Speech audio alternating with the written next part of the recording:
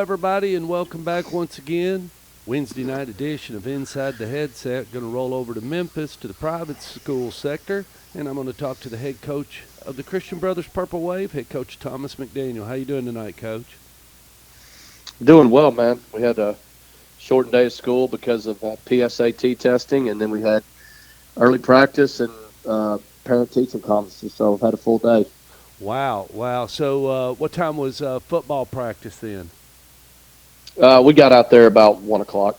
Okay. So we got out there about 1, done around 3, and then parent-teacher conferences at 4, done at 6. So full day. You go full pads today, or just helmets and shoulder pads? Yeah, we don't go full on Wednesday, so we're just kind of fine-tuning things at this point, and then we'll have our final walkthrough tomorrow and be ready to hop on a bus Friday to Nashville.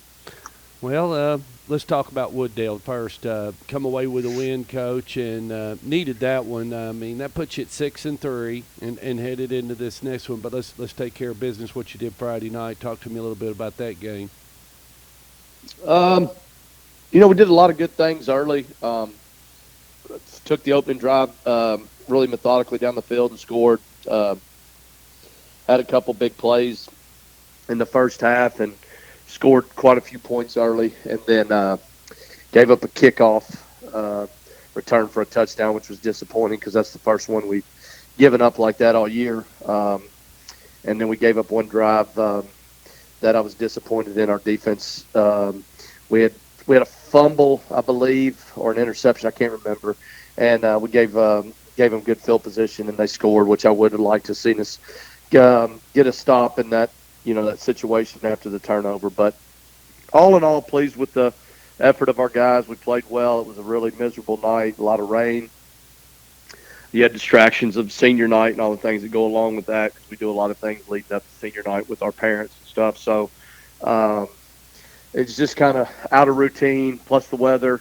It was kind of a dangerous game with, leading into NBA. But proud of our kids. Wooddale was, like I told you, 7-1 region champs.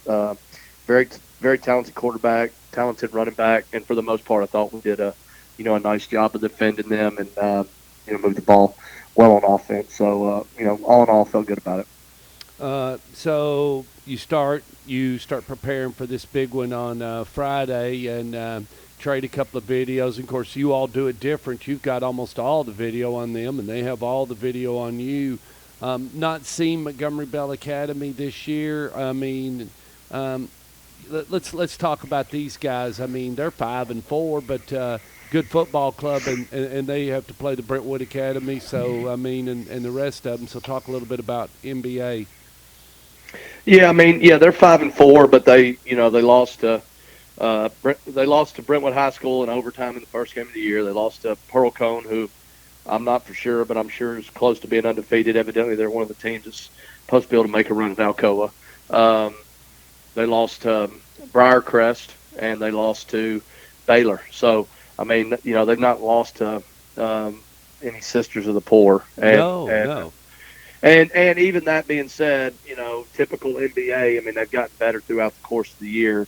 They don't have quite the sheer just massive size that they have on offensive line. They're still big. I mean, they're still 260, 250, 240s, but they're not as big as they, have been at times when they're 300, 280.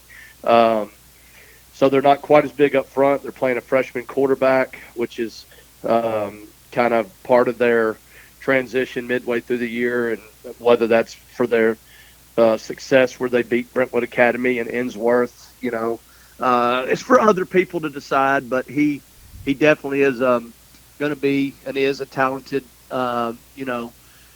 playmaker at quarterback for them. So, they're young there, but obviously he's athletic. And then defensively, I think they're very, very well coached, and they do a great job of, being fundamental and obviously knowing the offense's personnel and scheme and being able to communicate and check coverages and move fronts and do all those things. They're just really smart. So, you look at their games and, they don't score a lot of points at times, but they don't give up many points either. So, they've had a lot of ugly wins, and I mean that as a compliment. I mean they just find ways to win when they need to, and it'll be an interesting game. That's going to be cold, and they're not necessarily exactly like us, but we're very similar, and they're going to try to bloody our nose, and we're going to try to bloody their nose, and it's probably not going to be thrown very much, and I don't think it's going to be a long game, to be honest.